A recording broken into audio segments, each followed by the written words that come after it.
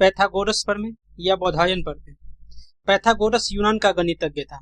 हालांकि इस प्रमेय को भारतीय गणितज्ञ बोधायन ने लगभग 800 ईसा पूर्व ही दे दिया था। इस प्रमेय में एक समकोण त्रिभुज के कर्ण और शेष दो भुजाओं के बीच संबंध को बताया गया है।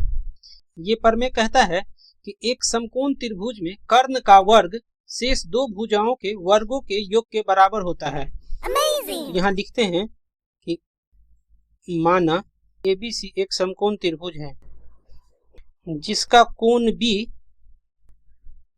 समकोण है।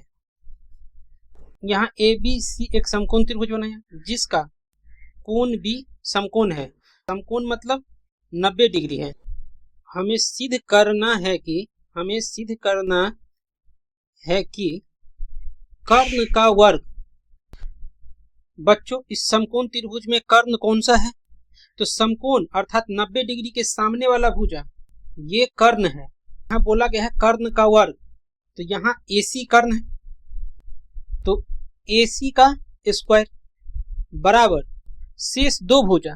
तो अब शेष दो भुजा कौन सा बचा? तो एक भुजा बचा AB, तो AB स्क्वायर प्लस अब एक और शेष भुजा कौन सा बचा? तो BC, तो BC स्क्वायर। इसी को सिद्ध करना है। यहां तक हमने जो प्रमेय में दिया गया है इसी बात को लिखा है। अब इसे सिद्ध करने के लिए अपने मन से हम एक रचना करते हैं। B से BD लंब AC खींचा। ये B से एक लंब हम खींचते हैं, यहां इसका नाम देते हैं D। BD AC पे लंब खींचा मतलब इस इधर भी 90 डिग्री बनेगा और इधर भी 90 डिग्री बनेगा। यहाँ लंब डालने से तीन त्रिभुज बना, दो छोटा त्रिभुज और एक अपना बड़ा वाला त्रिभुज। ऊपर में एक छोटा समकोण त्रिभुज बना ADB, इसको कलर करते हैं। अब ऊपर वाला समकोण त्रिभुज ADB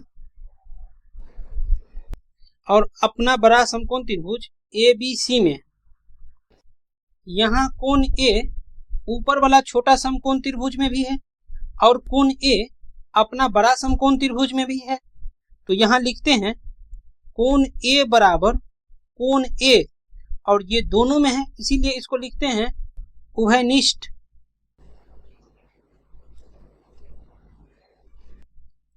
ऊपर वाला छोटा समकोण त्रिभुज में भी एक कोण 90 डिग्री है, कोण ADB, और अपना बड़ा समकोण त्रिभुज में भी एक कोण 90 डिग्री है, कोण ABC। तो ये दोनों बराबर हुआ 90 डिग्री से। और हम AA समरूपता से जानते हैं कि किसी दो त्रिभुज का दो कोण बराबर हो तो त्रिभुज समरूप होता है। इसलिए त्रिभुज ADB समरूप त्रिभुज ABC के। यहाँ त्रिभुज समरूप हो गया तो भुजा अनुपातिक होगा, और भुजा कौन सा लेंगे? तो हमें इस भुजा कर्ण के ऊपर काम करना है। तो ऊपर वाले छोटे समकोण त्रिभुज में हम भुजा AD लेते हैं। AD भुजा कौन सा है? तो ये दोनों त्रिभुज में उभयनिष्ठ शीर्ष है। तो उभयनिष्ठ शीर्ष से 90 डिग्री की तरफ हम चले तो भुजा लिया AD, तो यहाँ लिखते हैं AD और नीचे में लिखते हैं कर्ण। यहाँ हम उभयनिष्ठ शीर्ष से 90 डिग्री के तरफ गया और नीचे में लेते हैं कर्ण। तो छोटा समकोण त्रिभुज का कर्ण 90 डिग्री के सामने की भुजा AB है, तो नीचे में लेते हैं AB बराबर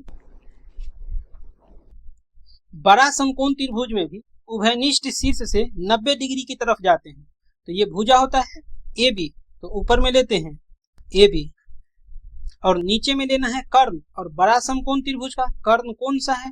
तो 90 डिग्री के सामने AC कर्ण है, तो यहाँ लेते हैं AC। वैसे भी जो काम यहाँ AD करेगा वो काम यहाँ AB करेगा। यहाँ भुजा AB लिया तो यहाँ भुजा AC लेंगे। अब इसको कोना कोना गुना करते हैं,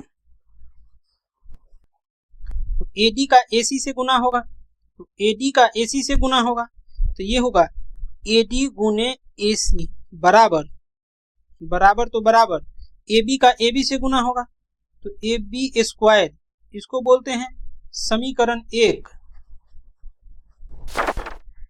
जिस तरह से ऊपर वाला छोटा समकोण त्रिभुज और बड़ा समकोण त्रिभुज समरूप हुआ है, इसी प्रकार से नीचे वाला छोटा समकोण त्रिभुज BDC और अपना बड़ा समकोण त्रिभुज ABC भी समरूप होगा, और समरूप होगा तो भुजा अनुपातिक होगा। यहाँ भुजा कौन सा हम लेते हैं, तो यहाँ भुजा लेते हैं 90 डिग्री के शीर्ष से उभयनिष्ठ शीर्ष के तरफ, 90 डिग्री के शीर्ष से उभयनिष्ठ शीर्ष, तो DC लेते हैं, तो DC नीचे में लेते हैं कर्ण, तो छोटा वाला समकोण त्रिभुज का कर्ण कौन सा है, तो 90 डिग्री के सामने BC ही कर्ण है, यहाँ लेते हैं BC बराबर, यहाँ 90 डिग्री के शीर्ष से उभयनिष्ठ शीर्ष की तरफ गए और नीचे में लेते हैं कर्ण, तो बड़ा समकोण त्रिभुज में 90 डिग्री के शीर्ष से उभयनिष्ठ शीर्ष के तरफ जाते हैं, तो भुजा है BC, तो यहाँ लिखते हैं BC बट्टे नीचे में कर्ण, तो बड़ा समकोण त्रिभुज का कर्ण तो AC है, तो AC। यहाँ भी कोना कोना गुना करते हैं, तो DC का AC से गुना होगा, तो ये होगा DC गुने AC बराबर BC का BC से गुना होगा, तो BC स्क्वायर, इसको बोलते हैं समीकरण 2।